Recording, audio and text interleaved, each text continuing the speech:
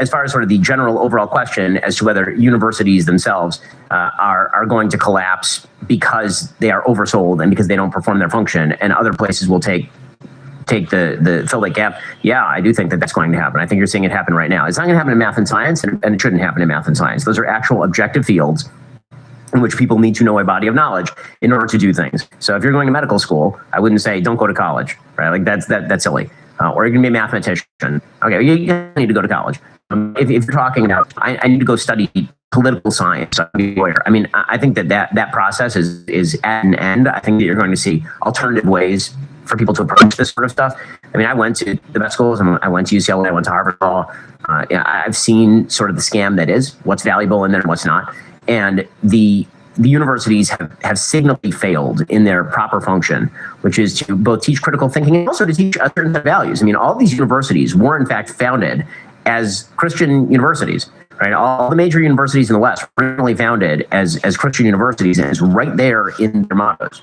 If you look at the motto for Yale, you're looking at a motto that is about biblical truth. If you're looking at the motto for Harvard, which is Veritas, you're talking about biblical truth, right? I mean, and so these were all abandoned in favor of sort of, we're going to turn out good workers, but we are going sort of John Dewey education. But instead of even doing that, then it became, okay, well, now these are just places where you go to live the college experience, and then you get really, really indebted, so you have to go to grad school or get a job in a particular field. I think that's all going to come crashing down.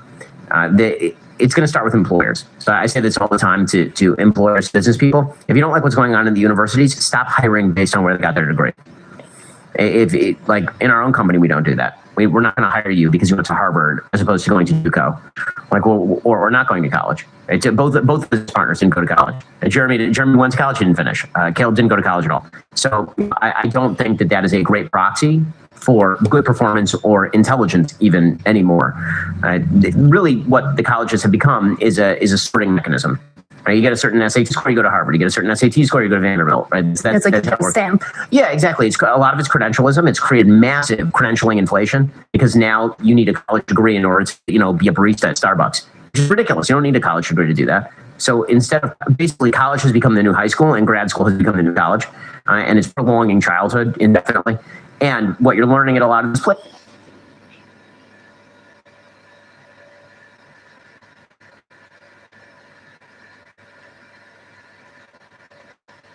Okay, I stopped talking to him because he was starting to piss me off.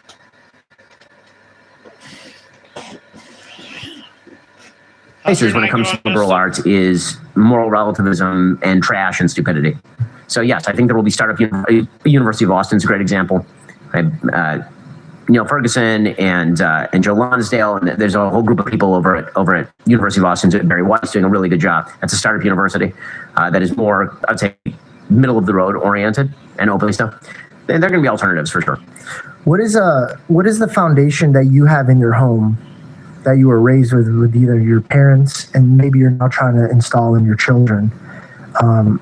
What is it like something there that you want to bring to America to make it feel like a home again? I feel like when I was younger, I felt like this was a home. I felt like regardless where you're from, you're my brother and sisters. We're here in America together. And I feel like that dream is slowly slipping away from us. My POV, now, I might not be 100% in other people's eyes. My POV is the more we take God out of things, the more death becomes a thing. But what are some teachings or philosophy that you want to bring back to the country so we can just be a little bit more united? So I do think that when you take God out of the equation, a lot of things collapse. And I think that people have been living off of sort of the fumes, the fuel tank for Western civilization has been emptied. God was the fuel, they took it out. And the secular Enlightenment sort of removed that. And so we've been living off the fumes of that for a very, very long time. And the fumes are starting now. I feel like we're coming back to God. I think that there is a God-shaped hole in people's heart that has to be filled somehow, and either it's going to be filled with addictions and politics and tribal thinking, or it's going to be filled with God again. And so I think that people increasingly... I think we're looking at the hand of Nineveh again. Yeah, I think our people need to repent and beg God to come back to this country. I mean, I agree with that, actually. I probably, as a Jew, I probably brought more people back to the church than there are not a lot of people in the United States who have done more on that. I think it's deeply important that people go back to, I mentioned it multiple times here, as a non-Christian. I think that this is a country that... You're like Peter. Yeah.